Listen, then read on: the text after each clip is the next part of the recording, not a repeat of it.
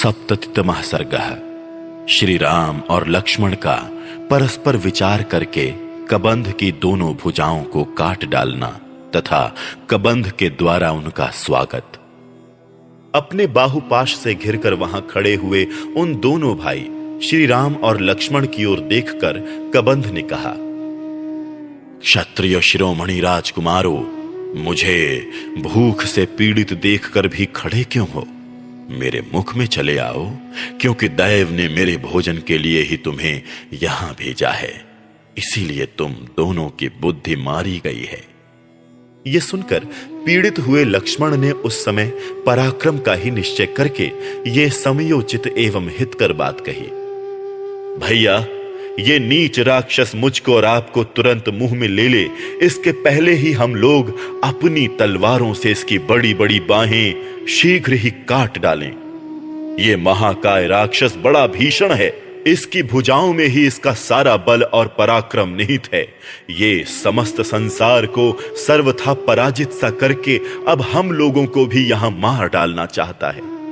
राजन, रघुनंदन, यज्ञ में लाए गए पशुओं के समान निश्चेष्ट प्राणियों का वध राजा के लिए निंदित बताया गया है, इसलिए हमें इसके प्राण नहीं लेने चाहिए, केवल भुजाओं का ही उच्छेद कर देना चाहिए। उन दोनों की यह बातचीत सुनकर उस राक्षस को बड़ा क्रोध हुआ और वो अपना भयंकर मुख फैलाकर उन्हें खा जाने को उद्यत हो गया। इतने ही में देश काल का ज्ञान रखने वाले उन दोनों रघुवंशी राजकुमारों ने अत्यंत हर्ष में भरकर तलवारों से ही उसकी दोनों भुजाएं कंधों से काट गिराई। भगवान श्री राम उसके दाहिने भाग में खड़े थे। उन्होंने अपनी तलवार से उसकी दाहिनी बांह बिना किसी रुकावट के वेग पूर्वक काट डाली तथा वाम भाग में खड़े वीर लक्ष्मण ने उसकी बाईं भुजा को तलवार से उड़ा दिया। भुजाएं कट जाने पर वो महाबाहु राक्षस मेघ के समान गंभीर गर्जना करके पृथ्वी, आकाश तथा दिशाओं को गुंजाता हुआ धरती पर गिर पड़ा। अपनी भुजाओं को कटी हुई देख खून से लथपथ हुए उस दानव ने दीन वाणी में पूछा, वीरों, तुम कौन हो? कबंध के इस प्रकार पूछने पर शुभ लक्षणों वाले महाबली लक्ष्मण ने उसे श्री रामचंद्र जी का परिचय देना आरंभ किया। ये इक्ष्वाकुवंशी महाराज दशरथ के पुत्र हैं और लोगों में श्री राम नाम से विख्यात हैं। मुझे इन्हीं का छोटा भाई समझो। मेरा नाम लक्ष्मण है। माता कैकेयी के द्वारा जब इनका राज्याभिषेक रोक दिया गया, तब ये पिता की आज्ञा से वन में चले आए और मेरे तथा अपनी पत्नी के साथ इस विशाल वन में विचरण करने लगे। इस निर्जन वन में रहते हुए इन देवतुल्य प्रभावशाली श्री रघुनाथ जी की पत्नी को किसी राक्षस ने हर लिया है। उन्हीं का पता लगाने की इच्छा से हम लोग यहां आए हैं। तुम कौन हो और कबंध के समान रूप धारण करके क्यों इस वन में पड़े हो? छाती के नीचे चमकता हुआ मुंह और टूटी हुई जंघा लिए तुम किस कारण इधर उधर लुढ़कते फिरते हो? लक्ष्मण के ऐसा कहने पर कबंध को इंद्र की कही हुई बात का स्मरण हो आया, अतः उसने बड़ी प्रसन्नता के साथ लक्ष्मण को उनकी बात का उत्तर दिया। पुरुष सिंह वीरों, आप दोनों का स्वागत है। बड़े भाग्य से मुझे आप लोगों का दर्शन मिला है। ये मेरी दोनों भुजाएं मेरे लिए भारी बंधन थी। सौभाग्य की बात है कि आप लोगों ने इन्हें काट डाला। नरश्रेष्ठ श्री राम, मुझे जो ऐसा कुरूप रूप प्राप्त हुआ है, ये मेरी ही उद्दंडता का फल है। ये सब कैसे हुआ, वो प्रसंग मैं आपको ठीक ठीक बता रहा हूं, आप मुझसे सुने। एक सप्ततितमः सर्गः। कबंध की आत्मकथा। अपने शरीर का दाह हो जाने पर उसका श्री राम को सीता के अन्वेषण में सहायता देने का आश्वासन। कबंध ने कहना आरंभ किया, महाबाहु श्री राम, पूर्व काल में मेरा रूप महान बल पराक्रम से संपन्न, अचिंत्य तथा तीनों लोकों में विख्यात था। सूर्य, चंद्रमा और इंद्र का शरीर जैसा तेजस्वी है, वैसा ही मेरा भी था। ऐसा होने पर भी मैं लोगों को भयभीत करने वाले इस अत्यंत भयंकर राक्षस रूप को धारण करके इधर उधर घूमता और वन में रहने वाले ऋषियों को डराया करता था। अपने इस बर्ताव से एक दिन मैंने स्थूल शिरा नामक महर्षि को कुपित कर दिया। वे नाना प्रकार के जंगली फल मूल आदि का संचय कर रहे थे। उसी समय मैंने उन्हें इस राक्षस रूप से डरा दिया। मुझे ऐसे विकट रूप में देखकर उन्होंने घोर शाप देते हुए कहा, दुरात्मन, आज से सदा के लिए तुम्हारा यही क्रूर और निंदित रूप रह जाए। यह सुनकर मैंने उन कुपित महर्षि से प्रार्थना की कि भगवान, इस अभिशाप जनित शाप का अंत होना चाहिए। तब उन्होंने कहा, जब श्री राम और लक्ष्मण तुम्हारी दोनों भुजाएं काटकर तुम्हें निर्जन वन में जलाएंगे, तब तुम पुनः अपने उसी परम उत्तम सुंदर और शोभा संपन्न रूप को प्राप्त कर लोगे। लक्ष्मण, इस प्रकार तुम मुझे एक दुराचारी दानव समझो। मेरा जो ये ऐसा रूप है, ये सम्रांगण में इंद्र के क्रोध से प्राप्त हुआ है। मैंने पूर्व काल में राक्षस होने के पश्चात घोर तपस्या करके पितामह ब्रह्मा जी को संतुष्ट किया और उन्होंने मुझे दीर्घजीवी होने का वर दिया। इससे मेरी बुद्धि में यह भ्रम या अहंकार उत्पन्न हो गया कि मुझे तो दीर्घ काल तक बनी रहने वाली आयु प्राप्त हुई है, फिर इंद्र मेरा क्या कर लेंगे। ऐसे विचार का आश्रय लेकर एक दिन मैंने युद्ध में देवराज पर आक्रमण किया। उस समय इंद्र ने मुझ पर 100 धारों वाले वज्र का प्रहार किया। उनके छोड़े हुए उस वज्र से मेरी जांघें और मस्तक मेरे ही शरीर में घुस गए। मैंने बहुत प्रार्थना की, इसलिए उन्होंने मुझे यमलोक नहीं पठाया और कहा, पितामह ब्रह्मा जी ने तुम्हें दीर्घजीवी होने के लिए वरदान दिया है, वह सत्य हो। तब मैंने कहा, देवराज, आपने अपने वज्र की मार से मेरी जांघें, मस्तक और मुंह सभी तोड़ डाले। अब मैं कैसे आहार ग्रहण करूंगा और निराहार रहकर किस प्रकार सुदीर्घ काल तक जीवित रह सकूंगा। मेरे ऐसा कहने पर इंद्र ने मेरी भुजाएं एक एक योजन लंबी कर दी एवं तत्काल ही मेरे पेट में तीखे दाढ़ों वाला एक मुख बना दिया। इस प्रकार मैं विशाल भुजाओं द्वारा वन में रहने वाले सिंह, चीते, हरिण और बाघ आदि जंतुओं को सब ओर से समेट कर खाया करता हूं। इंद्र ने मुझे ये भी बतला दिया था कि जब लक्ष्मण सहित श्री राम तुम्हारी भुजाएं काट देंगे, उस समय तुम स्वर्ग में जाओगे। तात, राज शिरोमणि, इस शरीर से इस वन के भीतर मैं जो जो वस्तु देखता हूं वो सब ग्रहण कर लेना मुझे ठीक लगता है। इंद्र तथा मुनि के कथनानुसार मुझे यह विश्वास था कि एक दिन श्री राम अवश्य मेरी पकड़ में आ जाएंगे। इसी विचार को सामने रखकर मैं इस शरीर को त्याग देने के लिए प्रयत्नशील था। रघुनंदन, अवश्य ही आप श्री राम हैं, आपका कल्याण हो। मैं आपके सिवा दूसरे किसी से नहीं मारा जा सकता। ये बात महर्षि ने ठीक ही कही थी। नरश्रेष्ठ, आप दोनों जब अग्नि के द्वारा मेरा दाह संस्कार कर देंगे, उस समय मैं आपकी बौद्धिक सहायता करूंगा। आप दोनों के लिए एक अच्छे मित्र का पता बताऊंगा। उस दानव के ऐसा कहने पर धर्मात्मा श्री रामचंद्र जी ने लक्ष्मण के सामने उससे ये बात कही,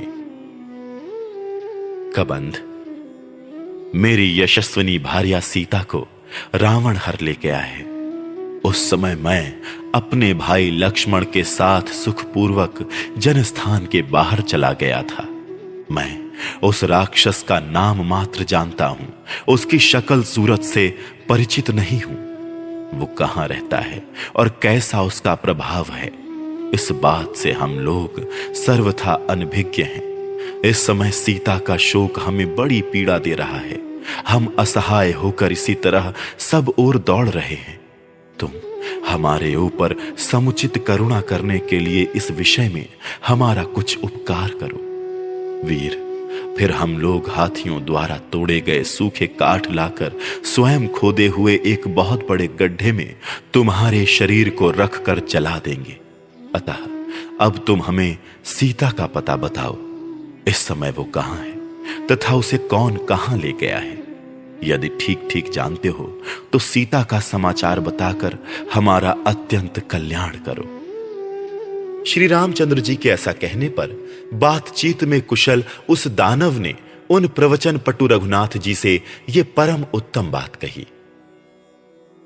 श्री राम, इस समय मुझे दिव्य ज्ञान नहीं है, इसीलिए मैं मिथिलेश कुमारी के विषय में कुछ भी नहीं जानता। जब मेरे इस शरीर का दाह हो जाएगा तब मैं अपने पूर्व स्वरूप को प्राप्त होकर किसी ऐसे व्यक्ति का पता बता सकूंगा जो सीता के विषय में आपको कुछ बताएगा तथा जो इस उत्कृष्ट राक्षस को भी जानता होगा। ऐसे पुरुष का आपको परिचय दूंगा। प्रभु, जब तक मेरे शरीर का दाह नहीं होगा तब तक मुझ में यह जानने की शक्ति नहीं आ सकती कि वो पराक्रमी राक्षस कौन है जिसने आपकी सीता का अपहरण किया है। रघुनंदन, शाप दोष के कारण मेरा महान विज्ञान नष्ट हो गया है। अपनी ही करतूत से मुझे यह लोक निंदित रूप प्राप्त हुआ है। किंतु श्री राम, जब तक सूर्य देव अपने वाहनों के थक जाने पर अस्त नहीं हो जाते तभी तक मुझे गड्ढे में डालकर शास्त्रीय विधि के अनुसार मेरा दाह संस्कार कर दीजिए। महावीर रघुनंदन, आपके द्वारा विधि पूर्वक गड्ढे में मेरे शरीर का दाह हो जाने पर मैं ऐसे महापुरुष का परिचय दूंगा जो उस राक्षस को जानते होंगे। शीघ्र पराक्रम प्रकट करने वाले वीर रघुनाथ जी, न्यायोचित आचार वाले उन महापुरुष के साथ आपको मित्रता कर लेनी चाहिए। वे आपकी सहायता करेंगे। रघुनंदन, उनके लिए तीनों लोकों में कुछ भी अज्ञात नहीं है, क्योंकि किसी कारणवश वे पहले समस्त लोकों में चक्कर लगा चुके हैं। द्वे सप्ततितमः सर्गः। श्री राम और लक्ष्मण के द्वारा चिता की आग में कबंध का दाह तथा उसका दिव्य रूप में प्रकट होकर उन्हें सुग्रीव से मित्रता करने के लिए कहना। कबंध के ऐसा कहने पर उन दोनों वीर नरेश्वर श्री राम और लक्ष्मण ने उसके शरीर को एक पर्वत के गड्ढे में डालकर उसमें आग लगा दी। लक्ष्मण ने जलती हुई बड़ी बड़ी लुकारियों के द्वारा चारों ओर से उसकी चिता में आग लगाई। फिर तो वो सब ओर से प्रज्वलित हो उठी। चिता में जलते हुए कबंध का विशाल शरीर चर्बियों से भरा होने के कारण घी के लोदे के समान प्रतीत होता था। चिता की आग उसे धीरे धीरे जलाने लगी। तदनंतर वो महाबली कबंध तुरंत ही चिता को हिलाकर दो निर्मल वस्त्र और दिव्य पुष्पों का हार धारण किए धूम रहित अग्नि के समान उठ खड़ा हुआ। फिर वेग पूर्वक चिता से ऊपर को उठा और शीघ्र ही एक तेजस्वी विमान पर जा बैठा। निर्मल वस्त्रों से विभूषित हो वो बड़ा तेजस्वी दिखाई देता था। उसके मन में हर्ष भरा हुआ था तथा समस्त अंग प्रत्यंग में दिव्य आभूषण शोभा दे रहे थे। हंसों से जुते हुए उस यशस्वी विमान पर बैठा हुआ महान तेजस्वी कबंध अपनी प्रभा से दसों दिशाओं को प्रकाशित करने लगा और अंतरिक्ष में स्थित हो श्री राम से इस प्रकार बोला। रघुनंदन, आप जिस प्रकार सीता को पा सकेंगे वो ठीक ठीक बता रहा हूं, सुनिए। श्री राम, लोक में 6 युक्तियां हैं जिनसे राजाओं द्वारा सब कुछ प्राप्त किया जाता है। जो मनुष्य दुर्दशा से ग्रस्त होता है वो दूसरे किसी दुर्दशाग्रस्त पुरुष से ही सेवा या सहायता प्राप्त करता है। यह नीति है। श्री राम, लक्ष्मण सहित आप बुरी दशा के शिकार हो रहे हैं, इसीलिए आप लोग राज्य से वंचित हैं तथा उस बुरी दशा के कारण ही आपको अपनी भार्या के अपहरण का महान दुख प्राप्त हुआ है। अतः सुहृदों में श्रेष्ठ रघुनंदन, आप अवश्य ही उस पुरुष को अपना सुहृद बनाइए जो आपकी ही भांति दुर्दशा में पड़ा हुआ हो। इस प्रकार आप सुहृद का आश्रय लेकर समाश्रय नीति को अपनाइए। मैं बहुत सोचने पर भी ऐसा किए बिना आपकी सफलता नहीं देखता हूं। श्री राम, सुनिए, मैं ऐसे पुरुष का परिचय दे रहा हूं।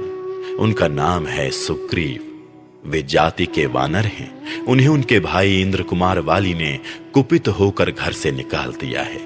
वे मनस्वी वीर सुग्रीव इस समय 4 वानरों के साथ उस गिरिवर ऋष्यमूक पर्वत पर निवास करते हैं, जो पंपा सरोवर तक फैला हुआ है। वे वानरों के राजा महापराक्रमी सुग्रीव तेजस्वी, अत्यंत कांतिमान, सत्य प्रतिज्ञ, विनयशील, धैर्यवान, बुद्धिमान, महापुरुष, कार्यदक्ष, निर्भीक, दीप्तिमान तथा महान बल और पराक्रम से संपन्न हैं। वीर श्री राम, उनके महामना भाई वाली ने सारे राज्य को अपने अधिकार में कर लेने के लिए उन्हें राज्य से बाहर निकाल दिया है। अतः वे सीता की खोज के लिए आपके सहायक और मित्र होंगे।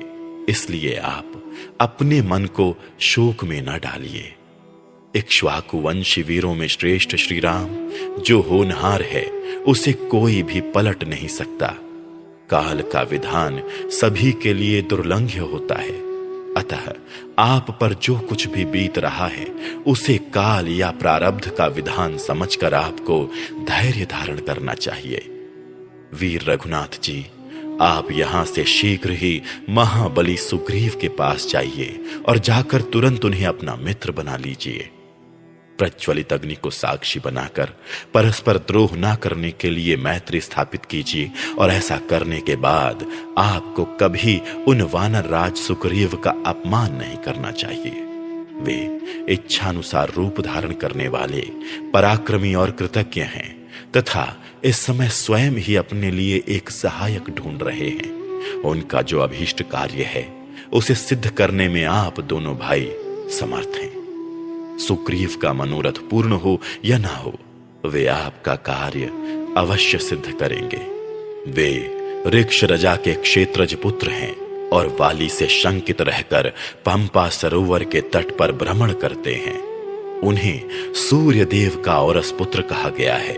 उन्होंने वाली का अपराध किया है, इसीलिए वे उससे डरते हैं। रघुनंदन, अग्नि के समीप हथियार रखकर शीघ्र ही सत्य की शपथ खाकर ऋष्यमूक निवासी वनचारी वानर सुग्रीव को आप अपना मित्र बना लीजिए।